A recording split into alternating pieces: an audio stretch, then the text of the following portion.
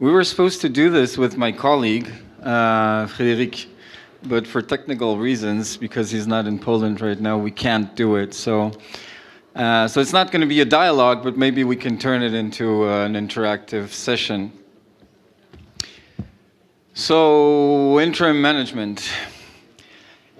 It's a decades-old discussion on what it is that it is, what it is that we do. As you probably all know, it started in the Netherlands in the 1970s during the energy crisis. And because the legal framework in the Netherlands at that point was very rigid, they had to find a way to have managers without having to have them forever. But ever since this first happened, the field has evolved. It has been evolving. We know that some of this evolution was also based in the UK with projects in the public sector. But today it's really, I feel, something different than it used to be. And it is definitely something different than what people think it is. I get to talk a lot about interim management. I'm an interim provider. I've been doing interim management for 15 years. So I get this discussion very often. What it is that I do. And is there anyone in this room who still struggles explaining what it is? Anyone? Okay, 2 people. That's well, I struggle. I struggle. Sometimes I say, okay, I repair companies, and it sort of captures it, but it's actually so much more. So much more, and I feel limited by this term, because interim management, or temporary management, as someone said, I think it was Francisco in Spain. In France, it's transition management. So the word that explains what we do is about the temporary aspect. But is it really the most important one in what we do, that it's temporary? So I'm going to show a few cases that we performed here in Poland with Akthea Polska already. And I want to say it's really more of a dance than a procedure that we go through. What I do is I also always want to go through a diagnostic process before we actually give the solution or give the manager. Because the truth is, the client has a limited understanding of what it is that's hindering his company of performing. And it's not that they're wrong and that they don't understand what's going on. They have a very good knowledge of their company. And yet, there are aspects to how the system works that are hidden from them. And that's why they need us. So, one case, which was supposed to be simple, because the client said, well, we had a CEO, then he left, and then we took another CEO, and he left. And so we're without a CEO. We need to have an interim CEO. It's an international group. They have a mother company in Germany, but then it was bought by a global company. So there are layers of owners or managers that are managing this Polish entity. So we gave an interim CEO because that was the brief.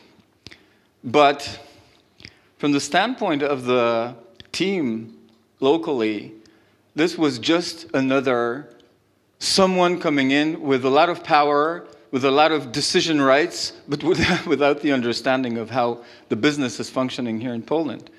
So what we actually got to say very quickly to this customer was that, okay, it's our job to give you an interim manager, and we invoice every single day that he's there, and it's months theoretically, but what you really need to do is to stop hiring external managers and just give a chance to the local team to grow into a general management capability, because they had so many layers of people somewhere making decisions for them that they weren't actually learning to drive strategy and drive change. So the recommendation was, okay, we'll help one of the guys on the team who was the local leader, and we'll just give him some mentoring, just to make sure that he's not falling into dangerous pitfalls. And that's it. And so what was that? Was that interim management? We did a diagnosis. We took the general manager out, and we gave just help to a local guy that we moved towards the responsibility role. Case number 2. The company called us. Our problem is our finance department. We have cash flow problems. It's a large company, lots of infrastructure. It's getting dangerous. And so they're telling us, well, actually, you probably need to give us an interim CFO because our structure is no good. Or it's not delivering on what we expect. It's not giving us the controlling mechanisms that we need. So I said, let me see. Let me see first. I hear you. It's possible that it's going to be an interim CFO, but let me see, because maybe it's about something else. And of course it is about something else. In this particular case, the CFO had 15 companies to manage. Some of them had no staff, so he was actually doing administrative work for some of those companies. The owners had a very micromanagement type of always pushing for details. And the CFO couldn't even make a decision on hiring additional people because the owners would say, well, we don't have a budget. So actually, the problem wasn't the CFO or the structure. And the solution wasn't to give them another CFO. The solution was to work with them on building more strategic clarity on what it is that they expect from the finance department, and are they ready to actually make them the decision makers in what it is that they need to implement what the strategy expects of them. And so what we did was actually just going through workshops with the owners and with general management on strategy and on OKRs. And there wasn't 1 minute of pure interim management. But this is what changed in the company, and they solved their issues because our intervention was something else. And so, again, was that interim management? I certainly feel it was, because we told them where we need to apply effort to switch, to change the system, to change the way the company is being managed, to actually give decision rights where they should be. So again, it's kind of strange, but another case. We spoke about succession here. One owner, his brother, plus their colleague, all very senior figures. They call us saying, well, we have this successor, but he really is not, they don't feel he's stepping in enough. So I went to see them, and even seeing those 3 super senior figures imposing, sitting in front of this younger guy who is the son of one of them, and what they were asking us, so give us a 4th senior figure to make this guy step up. So there was a curious situation. This is not the way to do it. So actually the solution here in this particular case was to say, okay, I'm not even going to appear in the company. I'm going to help the successor. I'll be a sparring partner. We're going to talk strategy. We're going to help you actually build your leadership and your capacity to drive the company so that the older generation can see that you're doing better and better, and they can trust you taking the helm. And again, it sort of looked like mentoring, but for me, honestly, when I work with a director like that, there is no difference between this scene when I'm working with a director in a mentoring posture and when I'm working with directors when I'm a general manager in a company. There's no difference. I don't know his team. I don't have time.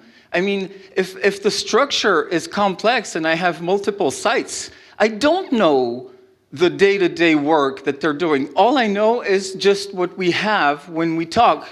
And the data he's showing me and the things that we talk about and the strategy and the approaches and the challenges, etc. So is it mentoring? Is it interim management? It's something more. So what is it that we actually do?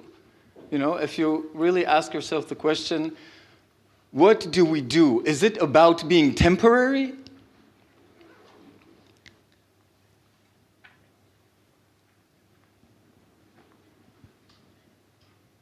We're all of that. We're architects, systems engineers, psychologists sometimes. Or sometimes we're the one with the vision. I don't know what's going on with this.